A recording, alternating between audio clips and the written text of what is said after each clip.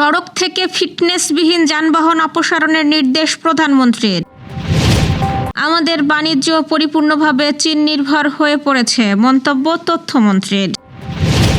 Sluice গেটের দায়িত্বে থাকবে স্থানীয় প্রশাসন, পাবো নয়, জানালেন স্বরাষ্ট্রমন্ত্রী। মাগুরায় ট্রান্সফরমার চুরি করতে গিয়ে বিদ্যুতায়িত হয়ে যুবকের মৃত্যু। যাকে পছন্দ হয় না তাকেই ফ্যাসিস্ট বানিয়ে দেন, তথ্য প্রমাণ ছাড়া অভিযোগ নয়, কুমিল্লার এসপির কড়া বার্তা। শেষ কর্মদিবসে আবেগঘন বিদায়, সবার কাছে ক্ষমা চাইলেন অধ্যক্ষ আব্দুল হাই। আরেকটি ট্রফির জন্য অনুপ্রেরণা দিচ্ছে সমর্থকরাই, বললেন স্কালোনি। দর্শক, শুনছিলেন সন্ধ্যার খবরের প্রধান শিরোনাম, এবার বিস্তারিত। তার আগে আমাদের ইউটিউব চ্যানেল সাবস্ক্রাইব করুন এবং সব খবর পেতে ফেসবুক পেজ ফলো করে রাখার পাশাপাশি ওয়েবসাইট ভিজিট করুন।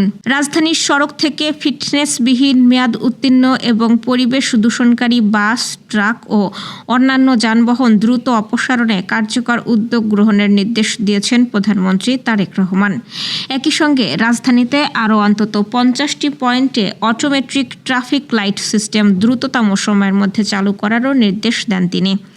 আজ প্রধানমন্ত্রীর কার্যালয়ে পরিবেশ দূষণ বিষয়ক বৈঠকে এসব নির্দেশনা দেন তিনি। এতে সভাপতিত্ব করেন প্রধানমন্ত্রী নিজেই। বৈঠকে বায়ু ও শব্দ দূষণ প্রতিরোধে বিভিন্ন পদক্ষেপ নিয়ে বিস্তারিত আলোচনা হয়। বিশেষ করে ইটভাটার কারণে সৃষ্ট বায়ু দূষণ রোধে দ্রুত কার্যকর ব্যবস্থা গ্রহণের সিদ্ধান্ত হয়। পরিবেশ বান্ধব বিকল্প প্রযুক্তি ব্যবহার করে ইট উৎপাদনের ওপর গুরুত্ব আরোপ করেন প্রধানমন্ত্রী। রাজধানী ঢাকায় যানবাহনের হর্নের অতিরিক্ত ব্যবহার কিভাবে নিয়ন্ত্রণ করা যায় সে বিষয়েও বিস্তারিত আলোচনা হয়। এক্ষেত্রে আইন প্রয়োগকারী সংস্থাকে আরও কঠোর ভূমিকা পালনের নির্দেশ দেন প্রধানমন্ত্রী।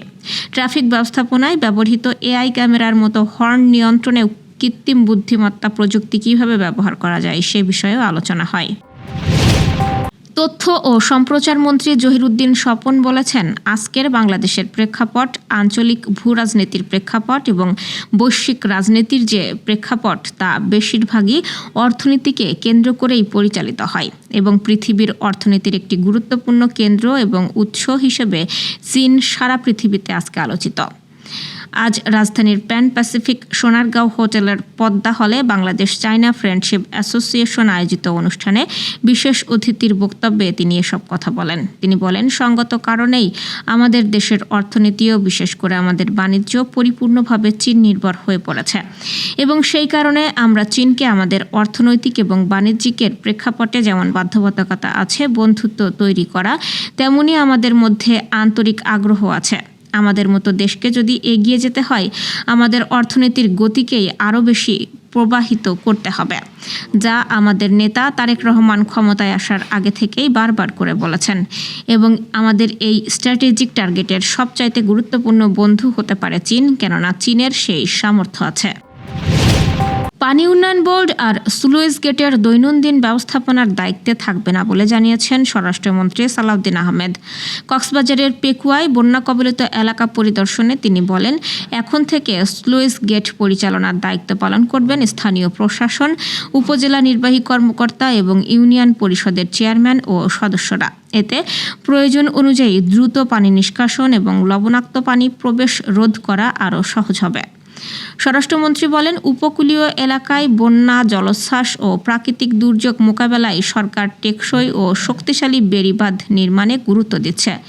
পাশাপাশি ক্ষতিগ্রস্ত বেড়িবাঁধ ও স্লুইস গেটের রক্ষণাবেক্ষণও নিয়মিত করা হচ্ছে। তিনি আরও জানান, বন্যায় ক্ষতিগ্রস্ত পরিবারগুলোর পাশাপাশি কৃষক, মৎস্য চাষী ও গবাদি পশুপালকদেরকে সহায়তা দেওয়া হবে। ক্ষতিগ্রস্ত শিক্ষা প্রতিষ্ঠান, সড়ক ও অন্যান্য অবকাঠামো দ্রুত সংস্কারের উদ্যোগও নেওয়া হচ্ছে বলে জানান তিনি। মাগুরা সদর উপজেলার চাঁদপুর পশ্চিমপাড়া এলাকায় পল্লী বিদ্যুতের ট্রান্সফরমার চুরি করতে গিয়ে বিদ্যুতায়িত হয়ে ফিরোজ বিশ্বাস নামে এক যুবকের মৃত্যু হয়েছে। শুক্রবার দিবাগত গভীর রাতে এই ঘটনা ঘটে বলে ধারণা করা হচ্ছে। স্থানীয়রা জানান, গভীর রাতে একদল চোর রাস্তার পাশে স্থাপিত পল্লী বিদ্যুতের ট্রান্সফরমার চুরি করতে আসে। এ সময় বিদ্যুতের খুঁটির নিচে একজনকে নিথর অবস্থায় পড়ে থাকতে দেখেন স্থানীয়রা জানান, ধারণা করা হচ্ছে গভীর রাতে একদল চোর রাস্তার পাশে স্থাপিত পল্লী বিদ্যুতের ট্রান্সফরমার চুরি করতে আসে। এ সময় বিদ্যুতের খুঁটির নিচে একজনকে নিথর অবস্থায় পড়ে থাকতে দেখেন স্থানীয়রা। তার পাশেই ট্রান্সফরমার চুরির কাজে ব্যবহৃত বিভিন্ন সরঞ্জাম পড়েছিল। পরে বিষয়টি পুলিশকে জানানো হলে পুলিশ ঘটনাস্থলে গিয়ে মরদেহ উদ্ধার করে। পুলিশ ঘটনাটির প্রকৃত কারণ উদ্ঘাটনের তদন্ত করছে। কুমিল্লায় জুলাই শহীদ দিবস উপলক্ষে আয়োজিত এক আলোচনা সভায় ছাত্রদল নেতার অভিযোগের জবাবে ক্ষোভ প্রকাশ করেছেন জেলা পুলিশ সুপার মোহাম্মদ আনিসুজ্জামান। তিনি বলেন, যাকে আপনার পছন্দ হয় না তাকেই ফ্যাসিস্ট বানিয়ে দেন। মামলায় কাকে গ্রেপ্তার করা হবে তা আইন অনুযায়ী নির্ধারণ হবে। তথ্য প্রমাণ ছাড়া পুলিশের বিরুদ্ধে ঢালাও অভিযোগ করবেন না। তিনি আরও বলেন, এটি কোনো রাজনৈতিক মঞ্চ নয় এবং ছাত্র জীবনে তিনি নিজেও ছাত্র দল করেছেন। এর আগে মহানগর ছাত্রদলের সাবেক সভাপতি ফখরুল ইসলাম মিঠু অভিযোগ করেন, পুলিশ আওয়ামী লীগের লোকজনকে গ্রেপ্তার করছে না, যদিও তাদের কাছে তথ্য দেওয়া হয়েছে। এই বক্তব্যের জবাবেই পুলিশ সুপারের সঙ্গে তার বাকবিতণ্ডা হয়। পরে সেই ভিডিও সামাজিক যোগাযোগ মাধ্যমে ছড়িয়ে পড়ে। তবে ছাত্রদল নেতা দাবি করেন, তিনি একজন শহীদের পরিবারের নিরাপত্তার বিষয়টি তুলে ধরতেই এ কথা বলেছেন। অন্যদিকে পুলিশ সুপার বলেন, অভিযোগের ঘটনাটি কুমিল্লার নয়, তাই তথ্য উপাত্ত ছাড়া পুলিশের বিরুদ্ধে অভিযোগ না তোলার আহ্বান জানিয়েছেন তিনি। ঝিনাইদহের মহেশপুরে এক আবেগঘন পরিবেশে বিদায় সংবর্ধনা দেওয়া হয়েছে জলিলপুর আলিম মাদ্রাসার অধ্যক্ষ মোহাম্মদ আব্দুল হাইকে। দীর্ঘ কর্মজীবনের ইতি টেনে বিদায়ের মঞ্চে কান্নাজড়িত কণ্ঠে তিনি বলেন, যদি কখনো কাউকে কষ্ট দিয়ে থাকি সবাই আমাকে ক্ষমা করবেন। আপনাদের দোয়া নিয়ে জীবনের নতুন অধ্যায় শুরু করতে চাই। প্রাক্তন শিক্ষার্থীদের পুনর্মিলনী অনুষ্ঠানের সঙ্গেই আয়োজন হয় এই সংবর্ধনার। বক্তারা অধ্যক্ষ আব্দুল হাইয়ের সততা, নিষ্ঠা ও শিক্ষা প্রতিষ্ঠান গড়ে তোলার অবদানের কথা তুলে ধরেন। জবাবে তিনি বলেন, অবসর নিলেও এই প্রতিষ্ঠানের সঙ্গে তার আত্মার সম্পর্ক থাকবে।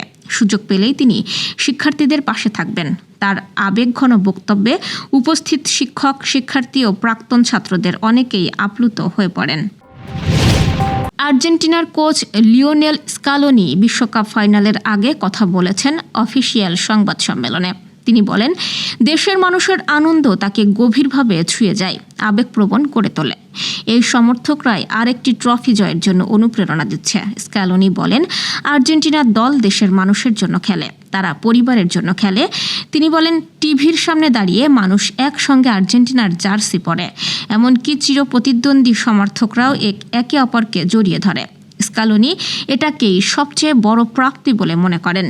মেসিকে নিয়ে স্ক্যালোনি বলেন, ৩৯ বছর বয়সে ফাইনালে পৌঁছানো অবিশ্বাস্য ব্যাপার। তিনি বলেন, দিয়েগো ম্যারাডোনার মতোই একদিন তাকেও মিস করবে সবাই, তাই এখন তাকে উপভোগ করার সময়। স্ক্যালোনি বলেন, এই দল এমন কিছু অর্জন করেছে যা কয়েক বছর আগেও কেউ চিন্তা করেনি।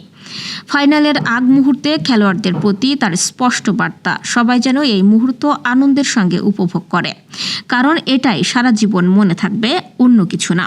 প্রতিপক্ষ স্পেন সম্পর্কে স্ক্যালোনি বলেন, তারা দুর্দান্ত দল। লামিনে ইয়ামালি শুধু নয়, পুরো দলটাই শক্তিশালী। তিনি নিয়মিত স্প্যানিশ লিগ অনুসরণ করে বলেও উল্লেখ করেন। দর্শক, এ ছিল সন্ধ্যার আয়োজন। রাতের খবর দেখার আমন্ত্রণ রইল। এতক্ষণ সাথে থাকার জন্য ধন্যবাদ।